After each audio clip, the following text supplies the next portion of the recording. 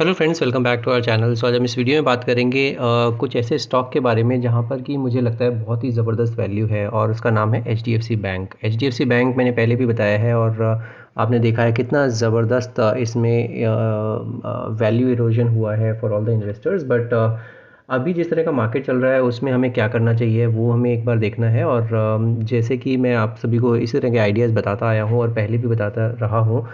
मैंने एचपीसीएल बताया था, आईओसी बताया था, जितने भी ऑयल मार्केटिंग कंपनीज़ हैं उसमें उसके मैंने वीडियोस बनाई थी और बताया भी था कि बहुत ही अच्छी चाल आने वाली है और वो आई भी है। हमने बहुत निचले स्तरों पर ये सारे ही स्टॉक्स पकड़े थे।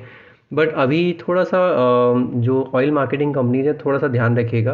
अगर एक स्टॉप लॉस जो मैंने दिया है स्टॉप लॉस का बिल्कुल ध्यान रखिएगा। अगर वो स्टॉप लॉस कटता है तो एक बार के लिए निकल भी सकते हैं, क्योंकि election is round the corner और इलेक्शन पे हो सकता है कि गवर्नमेंट थोड़ा सा पुश करे इन ऑयल मार्केटिंग कंपनीज़ को कि थोड़ा सा हिट ले अपने बैलेंस शीट पे।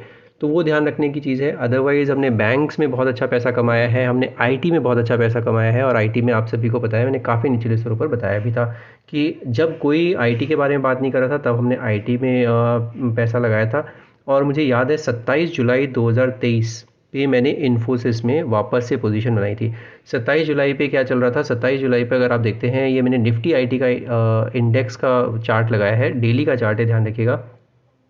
तो इसमें आपको पता है, तो ये जो 27 जुलाई 27 जुलाई को जो ये चल रहा था वो चल रहा था 29,800 इंडेक्स। उस टाइम पर कोई बात नहीं कर रहा था, उस टाइम पर ये भी कोई नहीं बोल रहा था कि आईटी में चाल आएगी, सब आईटी को बेचने के लिए लगे हुए थे। बट वही एक लेवल था जहाँ पर कि मैंने इन्फोसिस में अपनी पोजीशन बनाई और मैंने पोजीशन को बिल्ड किया स्लोली एंड स्टेडीली। 29,800 से अब आ गया है 38,500 इंडेक्स। अब इसमें क्या अब पोजीशन बनाने का कोई औचित्य है? जिस तरह का मार्केट चल रहा है मुझे लगता है अब तो प्रॉफिट बुकिंग भी कर सकते हैं अगर आप प्रॉफिट में हैं तो। अगर प्रॉफिट में अगर आप ऑलरेडी हैं और आपको स्टॉप लॉस लगाना है तो एक 37,800 का एक स्टॉप लॉस लगा लीजिएगा, बिकॉज ये भी एक पड़ाव है और अब ये रेजिस्टेंस के नज़दीक आ गया है। अगर ये रेजिस्टेंस तोड़ता है 39,365 के आसपास तो फिर एक नेक्स्ट रैली आएगा, नेक्स्ट अप मूव आएगा। बट अब कौन सा सेक्टर है जहाँ पर कि पैसा बनना चाहिए? अब पैसा बनना चाहिए बैंकिंग में। बैंकिंग में भी गवर्नमेंट पीएसयू बैंक में हमने निचले स्तरों पर रैली पकड़ी थी, चाहे वो पीएनबी की बात करें, यूनियन बैंक 94 पे बात की थी, पीएनबी 65 पे बात की थी, बैंक ऑफ बड़ौदा 225 के आसपास बात की थी। सब में रैली आ गई है। तो गवर्नमेंट बैंक्स में रैली आ चुकी है, अब बचे हैं प्राइवेट बैंक्स। प्राइवेट बैंक्स में अब बहुत अच्छा मुझे लग रहा है कि प्राइवेट बैंक्स में अभी रैली आ सकती है। तो ये एक कारण है, जब भी कोई सेक्टर एकदम हीटेड होता है उस टाइम पर अपने थोड़े से प्रॉफिट्स घर ले जाने का टाइम आ जाता है। अगर आप ट्रेडर हैं तो, अगर आप लॉन्ग टर्म इन्वेस्टर हैं तो इन्फोसिस में कुछ बिगड़ा नहीं है, एचसीएल टेक में कुछ बिगड़ा नहीं है, किसी भी आईटी के स्टॉक में कुछ नहीं बिगड़ा है। बट फिर भी अगर आप ट्रेडर मेंटालिटी के हैं तो आप बिल्कुल प्रॉफिट बुक करेंगे और तभी उस पैसे को रोटेट करेंगे। कई स्टॉक ऐसे भी होते हैं जहाँ पर कि आप सिर्फ लॉन्ग टर्म व्यू लेते हैं और उसी हिसाब से उसमें पोजीशन बिल्ड करते रहते हैं, तो वो एक अलग पोर्टफोलियो होता है। और एक पोर्टफोलियो ऐसा होता है जहाँ पर कि आप पोजीशन लेते हैं और उसको तो स्विंग ट्रेडिंग के पॉइंट ऑफ व्यू से अपना प्रॉफिट बुक करते हैं। 10%, 15%, 15%, 20%, जो भी आपका माइंडसेट होगा जिस टाइम पर आपने पोजीशन ली होगी। जैसे मैंने ल्यूपिन में किया था, पीएनबी में मैंने एक बार किया, फिर से री एंटर किया। आप सभी को बिल्कुल ये सारे आइडियाज़ मैं आपको बार बार बताता रहता हूँ। तो अब जो टाइम है वो है बैंकिंग इंडेक्स का, बैंकिंग में भी प्राइवेट सेक्टर बैंक्स का। और उस पर हम थोड़ी सी देर में चर्चा करते हैं। इससे पहले कि अगर आपको मेरी वीडियोस अच्छी लग रही हैं, कंटेंट बहुत अच्छा लग रहा है और आप मेरे चैनल पर आ ज़रूर रहे हैं, वीडियोस देख रहे हैं, बट आप मेरा चैनल सब्सक्राइब नहीं करें तो वो मेरी एक दरख्वास्त रहेगी कि आप मेरा चैनल भी सब्सक्राइब कीजिए। बेल आइकन दबाना बिल्कुल मत भूलिएगा, सो दैट जब भी मैं कोई इंटरेस्टिंग आइडियाज़ आपके सामने लेके आता हूँ तो आपको सबसे पहले ये नोटिफिकेशन आ जाए। तो ये वीडियो भी अब थोड़ी सी लंबी ज़रूर हो सकती है बट बहुत इंपॉर्टेंट वीडियो होने वाली है, ध्यान रखिएगा। एचडीएफसी बैंक में काफ़ी लोग अभी परेशान हैं, इसी वजह से मैंने एचडीएफसी बैंक को चुना है। तो ये हम एचडीएफसी बैंक का एक बार मैं आपको थोड़ा सा दिखाता हूँ कि एचडीएफसी बैंक में क्या चेंज हो गया है ऐसा रातों रात। तो एक बार वो भी देख लेते हैं फंडामेंटली क्या हो रहा है एचडीएफसी बैंक में। तो मैं ये आपको स्क्रीनर पर लेके आ गया हूँ। एचडीएफसी बैंक मैंने यहाँ पर लगाया है और आप सभी को पता है एचडीएफसी बैंक क्या करता है, तो उसमें हम लोग इसमें ज़्यादा दिमाग नहीं लगाएंगे। आप अगर देख सकते हैं मार्केट कैप के पॉइंट ऑफ व्यू से 10,78,000 करोड़ का मार्केट कैप है, तो बहुत बड़ा बैंक है। और इसमें कोई परेशानी ऐसी नहीं दिख रही है मेरे को जहाँ पर कि आपको इतना परेशान होने की ज़रूरत है। हाई लो ज़रूर देखते हैं, अभी एकदम लोएस्ट लेवल पर मिल रहा है, तो वो एक अपॉर्चुनिटी है और वो ध्यान रखिएगा। इसी तरह की अपॉर्चुनिटीज़ रिटेल इन्वेस्टर को लेनी होती हैं, जो कि आप लोग मिस कर जाते हैं। अगर आप इसमें स्टॉक का पी भी देखते हैं तो 15.9 का स्टॉक का पी है, इंडस्ट्री का पी 13.2 ज़रूर है, बट इसमें जो है आपको मैं आगे दिखाऊंगा कि एचडीएफसी बैंक का जो पी है वो कहाँ पर है। इसके अलावा बुक वैल्यू अगर देखते हैं 519, तो प्राइस टू बुक 2.74 टाइम्स है, तो वो भी ठीक ठाक है। अगर एक बार मैं आपको ये चार्ट दिखाता हूँ और चार्ट में आपको दिखेगा, ये मैं आपको 5 ईयर्स का चार्ट है और इसमें पीई रेशियो मैंने लगाया है। पीई रेशियो को अगर आप देखते हैं तो इसका PE ratio, median PE ratio क्या है, मीडियन पीई है 22 का। अभी कितना चल रहा है, 15 पॉइंट कितना चल रहा है अभी, अभी चल रहा है 15.7 का। तो अपना मीडियन पीई से भी नीचे चल रहा है, तो आपको इसी तरह की अपॉर्चुनिटीज़ का ध्यान रखना है।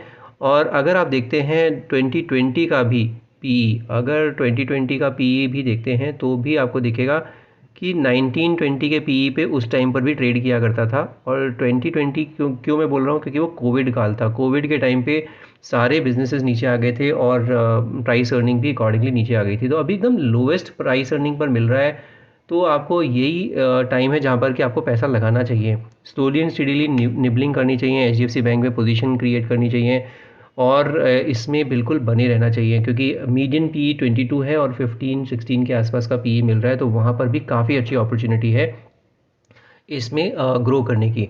अगर आप एक बार देखते हैं क्या इसमें रिजल्ट्स ख़राब आ रहे हैं और क्या इसमें रेवेन्यू ग्रो नहीं हो रहा है, तो आप देख सकते हैं रेवेन्यू कंसिस्टेंटली ग्रो हो रहा है।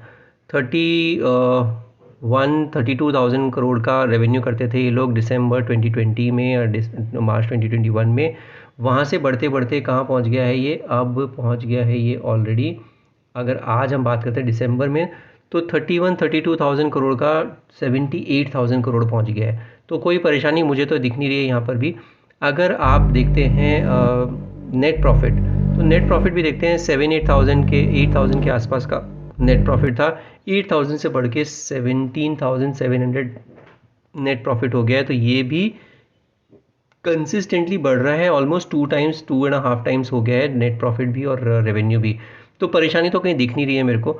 निम्स में परेशानी है बिकॉज रेट ऑफ इंटरेस्ट अभी ऊपर है, निम्स हमेशा परेशान करेंगे। बट ये क्या ऐसा फिनोमेना है जो कि लोगों को पता नहीं है या कि सरप्राइजिंग है कि हाँ ये एचडीएफसी बैंक के साथ ही हुआ है, तो ऐसा बिल्कुल भी नहीं है। और ये बिल्कुल पता है कि अगर रेट ऑफ इंटरेस्ट ऊपर है तो नेट इंटरेस्ट मार्जिन्स नीचे आनी लाजमी है, बिकॉज पैसा महंगा मिल रहा है और ऑब्वियसली अभी मर्जर का भी थोड़ा सा ओवरहैंग चल रहा है। तो यही टाइम है जहाँ पर कि एक्यूमुलेट करना चाहिए हर किसी को इसी तरह के स्टॉक्स में, क्योंकि बहुत तेज़ी से मार्केट बढ़ा है, बहुत ऊपर इस तरह पर मार्केट है। तो अभी जो है रिस्क रिवॉर्ड बिल्कुल इम्पॉर्टेंट हो जाता है, और रिस्क रिवॉर्ड के पॉइंट ऑफ व्यू से एचडीएफसी बैंक मेरे को फंडामेंटली कोई प्रॉब्लम नहीं लग रही है।